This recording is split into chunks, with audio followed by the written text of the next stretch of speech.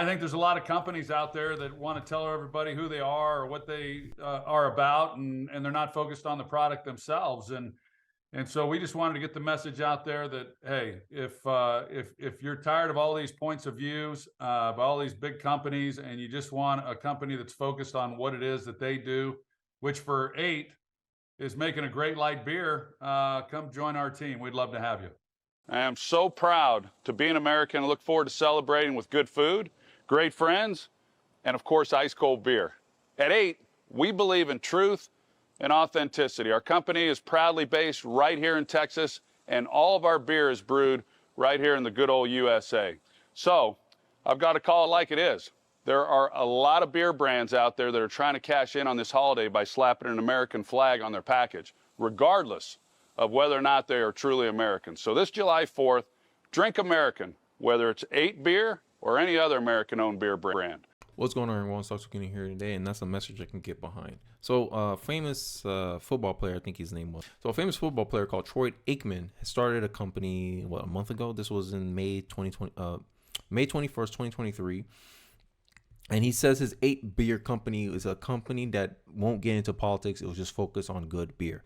His slogan is beer over politics, or beer over branding is actually what he said. But yeah, like, if you're like, you're not for the right, you're not for the left, if you're like me, hey, like, I'm a capitalist, I just care about the product, just give me a good product, don't preach, don't come across preachy to me, don't preach to me how I should think or how I should be or how society should be. I don't care about none of that. You do that in private. I don't need you to be, oh, if you support this company, so support LGBTQ communities, and that turns people off. All right, just like black-owned businesses. Oh, I'm a black-owned business. Okay, you're not entitled to my money just because you're a minority group owned business, right? And this is the kind of messaging that I'm talking against when I talk about these woke companies and how you go woke, you go broke, because people don't like to be preached to. Sorry, stop shoving down your beliefs and wants on other people.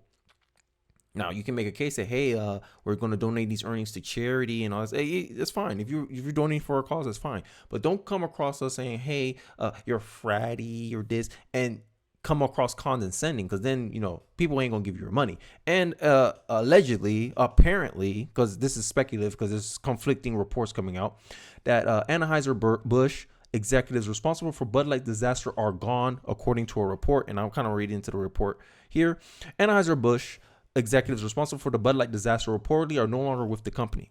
All right. Group Vice President for Marketing Daniel Blake and Bud Light's Marketing Vice President Alyssa Hanashide or whatever are both no longer with the A&B for their roles in the Dylan Mulvaney debacle. According to text obtained from a current regional head of marketing by Daily Caller, right? Daily Caller is the one that broke the story.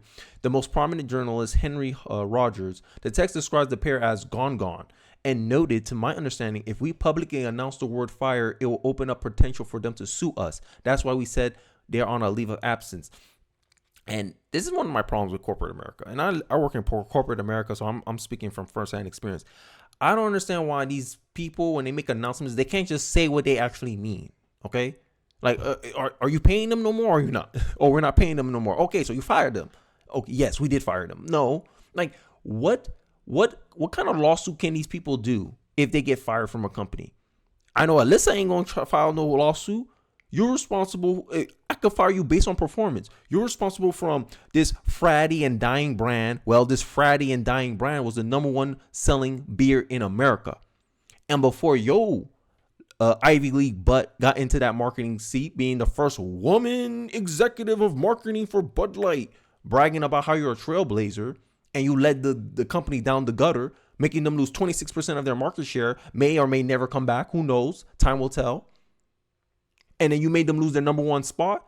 But I thought they were a dying and disintegrating brand, Alyssa. So how you made it accelerate? How you accelerate that? I thought you were supposed to make them be better. You didn't do your job. You didn't do what you were hired to do, and you deserve to be fired. And it seemed like that's what happened. And you're gonna go and sue Bud Light for what? Discrimination? Yeah, I'll fire you too. Objectively, you did a bad job. Period. And I don't know about the Daniel Blake guy. Probably he co-signed this girl, and he's like, yeah, you got to take the rope for her too. What are they going to sue you on? Slander? And anything I said was misleading? Unfactual? No. Okay. So what are they gonna sue for? I don't understand, man. It's just, to me, this is just a PR stunt, so that way they don't want to admit in public that they were wrong. They were wrong on this take, right? But hey, who knows? Woke companies never seem to learn, right? So here's another claim. The Anheuser-Busch came out and said they denied that they fired the 2 marketing executives for the disastrous campaign with Dylan Mulvaney. Maintains that they're on a leave of absence. I can't tell what's what, but I know one should be the cause. Hey, they should be fired. 2 months. You let them sit on the bench for 2 months not doing any work? Oh, man, you must love paying employees to do nothing, huh? But, hey, I digress. Executives deny report that the company fired Group VP of Marketing Daniel Blake and Bud Light's Marketing VP Alyssa Hanashar. The 2 were said to be taken off leave amid backlash for their decision to feature trans TikToker Dylan Mulvaney in a commercial. Right. And so here it is. The Daily Caller reported this, and this is where I got the information from. Right. And some say, and I forgot where's the article. Yeah, bear with me. Yeah, here it is. When approached by the Daily Mail earlier this morning, a friend of Hanashar said she's not supposed to talk about it. She can't. So you're on a non-disclosure agreement. You can't come out and you personally say, hey, this is not true. You can't say that. So we have 2 claims here. One person, what looks more credible to you? To me, I think she got fired. But hey, I could be wrong. But that's why I'm gonna put in the title allegedly, okay? Because we don't know. We getting conflicting information, right? She said she can't talk about it. So I'm like, okay, if you want to remove all doubt, why are you having these 2 people on a non-disclosure agreement? To me, it's like, yo, you fired. But hey, these people don't seem to learn their lesson.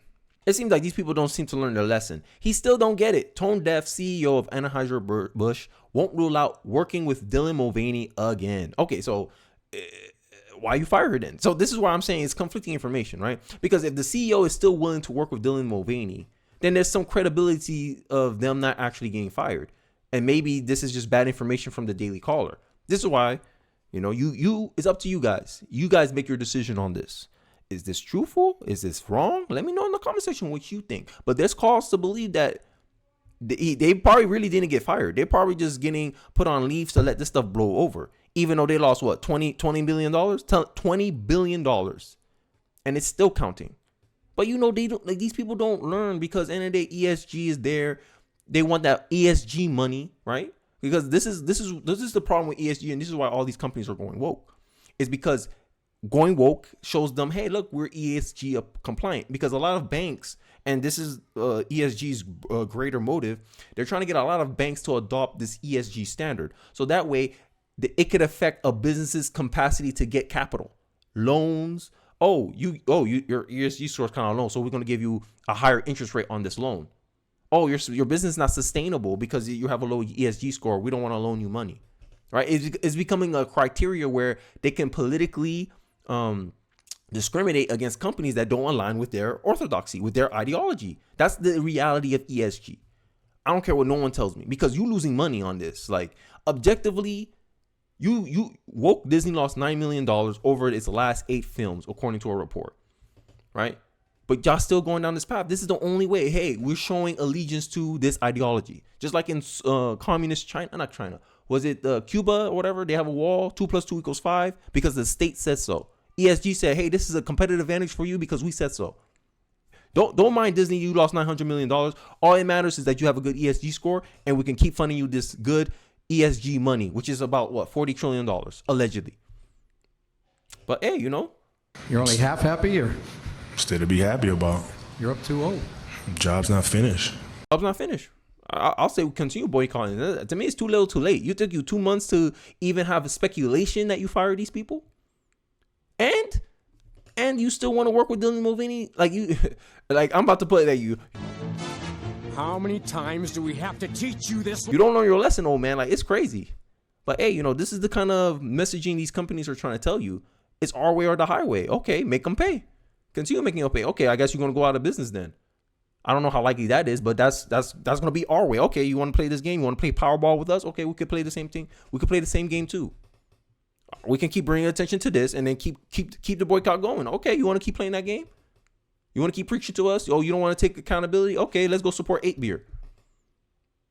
But hey, I digress. Let me know your thoughts in the comment section. Will you guys try 8 Beer? Does 8 Beer look like a promising company? I seen a lot of people, they didn't like the conservative one I mentioned like months ago when I first started covering this Bud Light stuff. But let me know your thoughts on 8 Beer. Is it a good beer or not? I'm not a beer drinker, but hey, I'll support something that says, hey, we're in business for beer, not politics. I can get behind that. But hey, let me know your thoughts in the comment section. I appreciate you guys watching to the end of the video. Don't forget to like, comment, subscribe, and I'll see you guys on the next one. Peace.